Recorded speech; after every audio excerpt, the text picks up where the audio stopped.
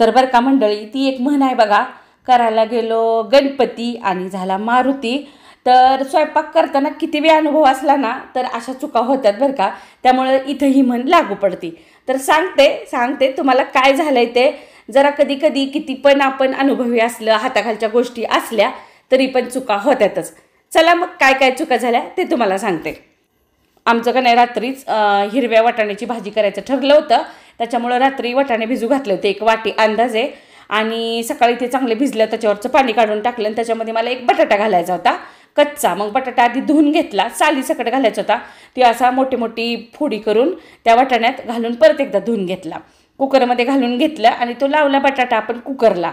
तर काय केलं, मग कांदा चिरून घेतला आणि आलं लसूण सुनबाई पेस्ट करत होत्या, कणिक मळत होत्या. हाताखाली करतात आता त्या बी बऱ्यापैकी शिकायला लागल्यात की एक काम केलं की दुसरं काम कसं करायचं, एक काम चालू असताना. ती म्हणतात ना, बघता बघताच माणूस शिकत असते, कुणी काय आईच्या पोटात शिकत नाही.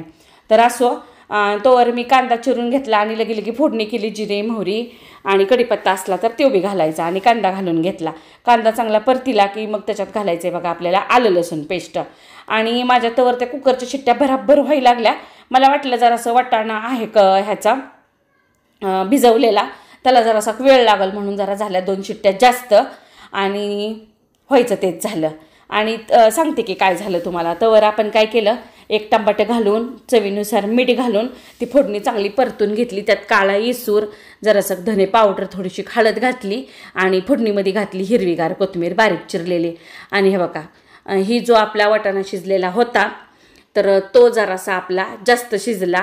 बटाटे जास्त काळा झाले नाहीत, पण एखादा वाटाणा जास्त शिजला आणि त्याचे ते टरपलं असतात का नाही ती बी निघाले.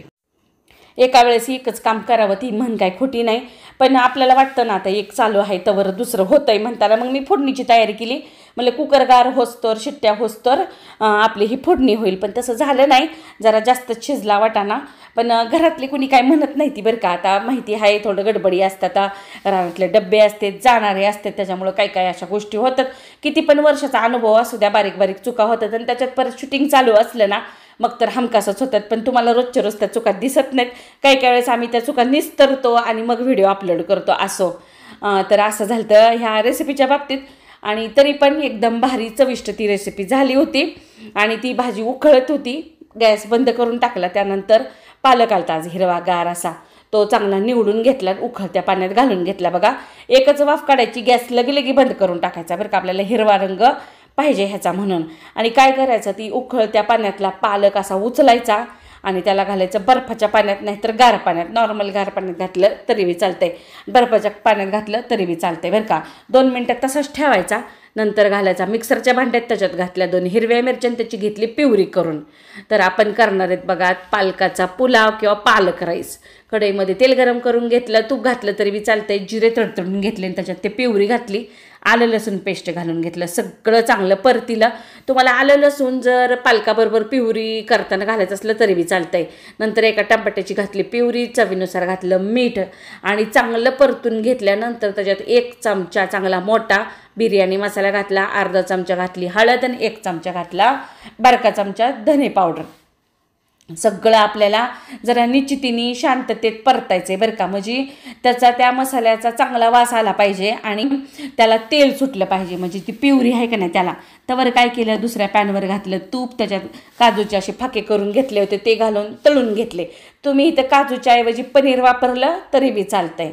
आणि आपला जो पालकाची प्युरी होती का नाही चांगली परतेली, तेल सुटस्तोर, आणि त्याच्यात घातला शिजलेला भात आधी शिजवून घेतला होता आणि मोकळा असा करून घेतला होता. हे लांब तांदूळ आहेत बरं का, बासमती म्हणतो का नाही आपण, ते थोडंसं मीठ घालून तांदूळ शिजवून घेतला होता. त्यात तळलेले काजू बी घातले, चांगलं मिक्स केलं आणि दणदणीत अशी वाफ काढून घेतली. जेव्हा ही वाफ निघती ना तेव्हा घरभर असा वास पसरतो बरं का त्याच्या मसाल्याचा, कारण आपण चांगले मसाले परतलेले असतात. मस्त असा आपला पालकाचा पुलाव तयार झाला.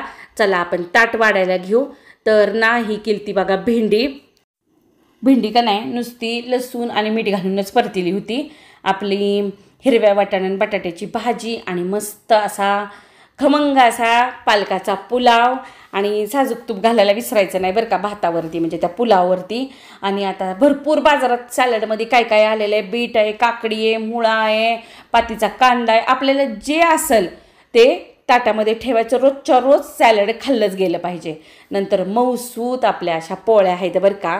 आणि तुम्हाला सांगते इतकं भारी असं आपलं ताट झालं आहे, रंगीबिरंगी झालं आहे का नाही, मस्त. जर ह्याच्यात मुळा असला असता तर पांढरा रंग पण कवर झाला असता. आणि कसं वाटलेत सगळे मेनू कमेंट करून सांगायला विसरू नका. चॅनलला सबस्क्राईब केलं नसेल तर ती बी पटापट करा, कारण असे साधे सुधे आपल्या चॅनलवरती मेनू येत असतात. आणि आम्ही रोजच्या रोज आमच्या सुनबाईंना थोडं का होईना काहीतरी शिकवायचा प्रयत्न करत असतो. तर असा हा आजचा व्हिडिओ आहे.